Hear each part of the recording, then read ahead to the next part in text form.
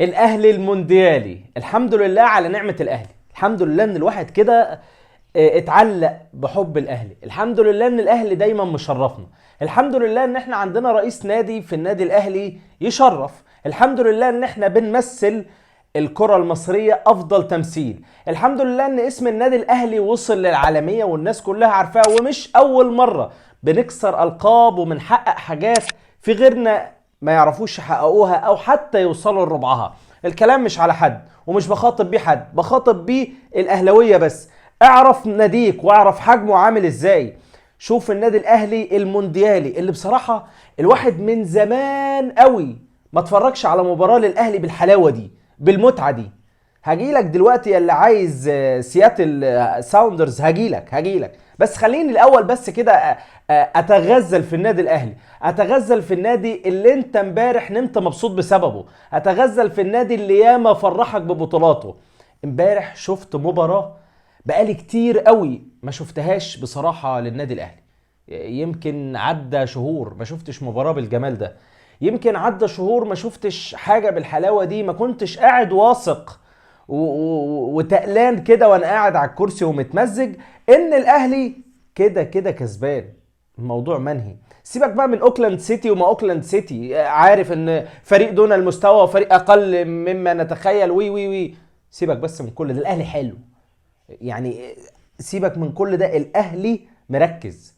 الاهلي دخل فرض شخصيته على المنافس ايا كان اسمه. الاهلي كله كان فايق لدرجه يا اخي، قول لي كده انت بالله عليك، قول لي وانت بتشوف كده التبديلات، ايه ده وده ازاي ما بدأش؟ واللي بادئ اساسا تمام. يعني انت ما عندكش مشكله ان كهربا بره على الدكه، عندك قفشه جاب. ما عندكش مشكله ان حسين الشحات بيلعب. لما نزل طاهر، ايه ده طاهر؟ ما عندكش مشكله في اي حد، كله كويس. طب ما واحده واحده كده على كله كويس دي. يعني السبب في كل ده مين؟ شخص واحد، هو مارسيل كولر بس.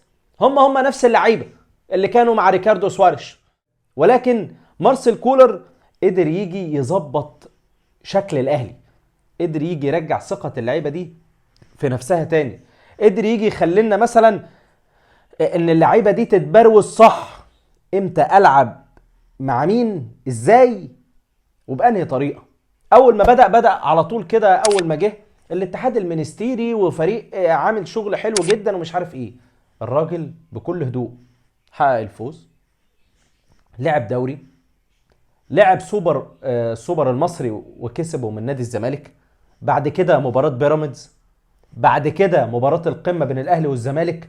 والراجل دايس ومكمل بكل هدوء وبنفس تقريبا يعني بنفس اللعيبة، متغيرش عليهم كتير، هم اللعيبة تمام. لكن مارسيل كولر واحد بس، البارون، بابا الشغلانة الجديد، يرتبط اسمه بالنادي الاهلي لعظمته. لان الراجل ده بحق ربنا اللي بيعمله مع النادي الاهلي في الفتره الاخيره وتوظيف اللاعبين ده، لو دل هيدل على هدوء الراجل، فجاي من شخصيته القويه، فجاي من خبراته. فهو ده اللي احنا شفناه في ارض الملعب. ومبروك للنادي الاهلي وكل محبيه، مبروك لكل عربي. الاهلي مشرف الكره المصريه على مر التاريخ، ودي مش جديده على النادي الاهلي. الاهلي للمره الثامنه يشارك في كاس العالم للانديه، والمرة الثالثة على التوالي في تاريخه. حسين الشحات المونديالي يحرز هدف، وبكده يبقى حسين الشحات سجل في 3 نسخ من كأس العالم. هي دي عظمة النادي الأهلي. محمد هاني والأداء الرائع اللي عمله، محمد هاني العالمي. يعني أنا نفسي كده بس أقنع محمد هاني، أقول له بص يا هاني أنت وحسين، هما الاثنين أجيبهم كده أقول له بص يا عمنا، إحنا ما بنلعبش غير كأس عالم، كأس عالم الأندية، هو ده اللي إحنا بنلعبه. يعني الدوري بالنسبه له عايزه اقول له ان ده كاس عالم الانديه، دوري ابطال افريقيا اقول له ان ده، اصل هو بالمستوى ده ما بيظهرليش الا في كاس العالم للانديه. ما شاء الله تبارك الله. بس محمد هاني بصراحه نمسك الخشب، هو حسين الشحات بقى لهم فتره كويسين يعني يجي منهم. عندك كهربا اللي تقريبا في كام ماتش ساهم معايا في خمس اهداف، جاب جونين وصنع 3.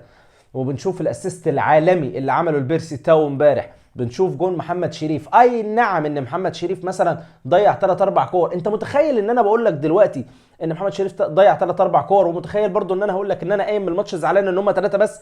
انا شايف الاهلي يكسب 6 7 مستريح من غير اي مجهود ومن غير اي معاناه، ولكن ده اللي حصل. والاهلي يكسب 3-0. كل اللعيبه كانت رجاله وكل اللعيبه قد الثقه. ولكن عندنا المباراه الجايه، سياتل ساوندرز الامريكي، فريق محترم، فريق عمره كله 15 سنه تقريبا، اتكون في 2007 او 2008 حاجه كده، يعني بقى له 15 سنه. توج بالدوري الامريكي تقريبا مرتين، وبيشارك في كاس العالم للانديه. قوام الفريق قوام كويس، القوة البدنية عند اللعيبة دي هايل جدا، سرعات اللعيبة دي عندهم تفوق في الجانب البدني، تفوق عالي، وده اللي يعني دي من نقاط القوة اللي عندهم. عندهم الراجل رقم 9 ده مايسترو، هو عنده 32 سنة تقريبا، ده المهاجم بتاعهم، ولكن بعبع. بس مفيش بعبع على النادي الاهلي ان شاء الله. مباراة لازم نكون على قد الثقة بتاعة المباراة دي، لازم نكون محضرين كويس، مذاكرين كويس. انا مبسوط من كولر لانه بيدي لكل مباراة اهتمامها وحجمها، وده عاجبني. انا رسالتي دي هتوجه للعيبة، انتم بتسطروا انجاز جديد للنادي الاهلي ولنفسكم، انتوا اللي بتسطروه وانتوا اللي بتكتبوه، اوعى تفرط فيه. قدامك المباراة دي وهتلاعب ريال مدريد في نص نهائي كأس العالم للأندية. انت متخيل العظمة؟ بتلعب ريال مدريد البابا، بتلعبه في مباراة رسمية، ويا عالم ويا رب يبقى تحصل المعجزة. ولكن انا بقول لك اهوت، انا راضي قابل ريال مدريد يا عم وشيل قبح، ما عنديش مشكلة، بس يبقى لعبنا ريال مدريد مباراة رسمية، لعبنا فريق عالمي، وتقريبا ده بطل العالم في كل حاجة، ده اللي سابقك في كل حاجة.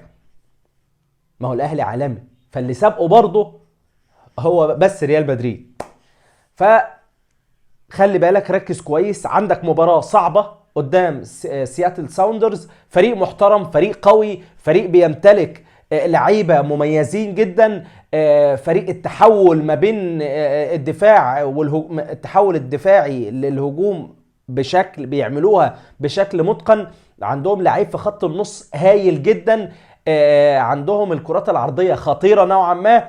عايزين نركز، وكولر لازم يخلي اللعيبة تركز. خلاص مباراة اوكلاند سيتي عديناها، مبروك للنادي الاهلي اللي مشرفنا. الاحتفالات لسه لما نرجع مصر، الاحتفالات لسه لما نخلص المهمة على اكمل وجه. طبعا هتقول لي ايه تعليقك على ان فوزي لقجع يروح بعثة النادي الاهلي ويقابلهم بكل ترحاب؟ ما عنديش مشكلة، راجل فاسد، راجل فاسد، بس فاسد لمصلحة بلده مش لمصلحة حد. فوزي لقجع هو فاسد ولكن لمصلحة بلده هو بس، ما بيجيش على حد، ما بيجيش على حد عشان يعادي بلده اولا، واي نادي في بلده اولا، هو ده الصح. والنهارده هو بيقابلك بكل ود وكل ترحاب. والحقيقه منظر الجمهور اللي كان مفرح جدا في المغرب، اللي انا مش مصدق كل الجماهير دي. النادي الاهلي كبير قوي وشعبيته كبيره قوي، واخواتنا المغاربه عاملين هناك احتفاليه بالنادي الاهلي ما شاء الله. وليد الرجراجي يروح النهارده، المدير الفني لمنتخب المغرب، يروح النهارده لبعثه الفريق ويسلم عليهم ويهنيهم بالفوز على اوكلاند سيتي. ولكن التركيز مطلوب الفتره اللي جايه. ده بالنسبه للكلام عن النادي الاهلي. ونروح لاخر بس كلام، وهو هاخد كده اخبار نادي الزمالك في السريع. بس قبل اخبار نادي الزمالك العاديه، مساله القيد. انت عندك 3 لعيبه من نادي الزمالك دلوقتي المفروض ان هم يتقيدوا. ال3 لعيبه دول كل اللي حصل او الاسامي بتاعتهم ناصر منسي، محمود شبانه، وبالحاج. اللعيبه دي المفروض انها انضمت لنادي الزمالك، فنادي الزمالك رايح يسجلها في اتحاد الكوره. فاللي حصل ان اتحاد الكوره قال لك لا، مش مسجلين لعيبه نادي الزمالك. ليه؟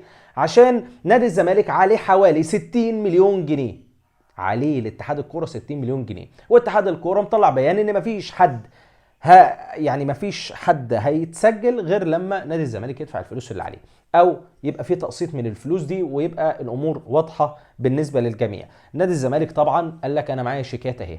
فنادي الزمالك كان مقدم شيكات ومقدمها رئيس نادي الزمالك مقدم الشيكات. خلي بالك بقى الشيكات دي من غير رصيد، الشيكات دي مرفوضه، مش من غير رصيد، الشيكات دي مرفوضه قبل كده، لان تقريبا هي دي اللي محجوز عليها من ممدوح عباس. فالشيكات دي مرفوضه وتم التعامل بيها مع اتحاد الكره قبل كده، واتحاد الكره رفضها، وبالتالي نادي الزمالك ما دفعش وهلم جرى. هي دي البلبله. سمعنا كلام ان الوزير حاول يتدخل وكلام من ده، الكلام ده ما حصلش. كل اللي حصل ان اتحاد الكوره فعلا هو اللي مصدر البيان وهو اللي مصدر القرار، وقال لك اللعيبه دي مش هتتسجل. السؤال الاهم، ايه مصير اللعيبه دي؟ وهو ده اللي بيدور في دماغك دلوقتي، ايه مصير اللعيبه دي؟ خلاص كلنا عرفنا ان اللعيبه دي مش هتتسجل. طيب هل اللعيبه دي هترجع تلعب في انديتها تاني، ولا اللعيبه دي هتفضل قاعده في بيوتها؟ وده مش حرام ان اللعيبه دي مضت لنادي الزمالك، ونادي الزمالك هو اللي عمل فيهم كده وهو صاحب المشكله، هو له مشكله مع اتحاد الكره يحلوها مع بعض بره عن اللاعب. طب اللعيبه دلوقتي هتعمل ايه؟ الحل ان في دوريات لسه فتره القيد بتاعتها مفتوحه، زي الدوري الفنلندي، فممكن اي لعيب من اللعيبه دي يروح الدوري الفنلندي لحد نهايه الموسم وبعدين يرجع تاني لنادي الزمالك. ده الحل الامثل الى الان، لحد اما نشوف اتحاد الكوره مع نادي الزمالك هيعملوا ايه. طبعا نادي الزمالك بيقول لك هم دخلوا على السيستم، ايوه فعلا، واتحاد الكوره دخلهم على السيستم. مش معنى ان هم دخلوا على السيستم ان هم اتقبلوا، لازم الاكسبتد يحصل من اتحاد الكوره. فاتحاد الكوره لو ما عملش القبول فكأن شيئا لم يكن لحد دلوقتي. ده اللي حاصل بالنسبه لصفقه الثلاث صفقات الجداد بالنسبه للنادي الزمالك. والخبر اللي حاوريني يا كيكه، عوده فيريرا. يعني من ضمن الحاجات الطريفه يقول لك هم مشوا جوزفالدو فيريرا ورجعوا فيريرا. نادي الزمالك بقى ماده دسمه للسخريه لاي حد. طبعا هتقول لي انت شمتان فيهم عشان انت اهلاوي. والله العظيم ما شمتان في نادي الزمالك ولا اللي بيحصل فيه، بل صعبان عليا ان واحد بس هو اللي عامل ده كله في نادي الزمالك. مفيش واحد زملكاوي موافق على اللي بيحصل في نادي الزمالك ده، مفيش واحد عاجبه حال نادي الزمالك ايا كان. انا ده منافسي الوحيد، انا وهو بنكون في منتخب مصر. خلي بالك اللعيبه دي كلها بتقبض فلوس ايا كان، لكن الجماهير لها بالكيان، والكيان هو اهم حاجه بالنسبه للجماهير كلها.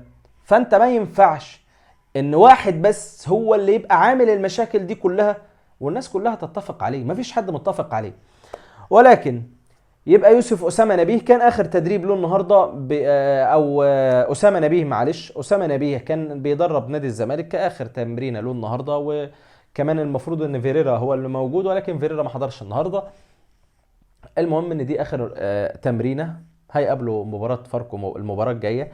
طبعا أحمد فتوح بدأ يخش في التدريب.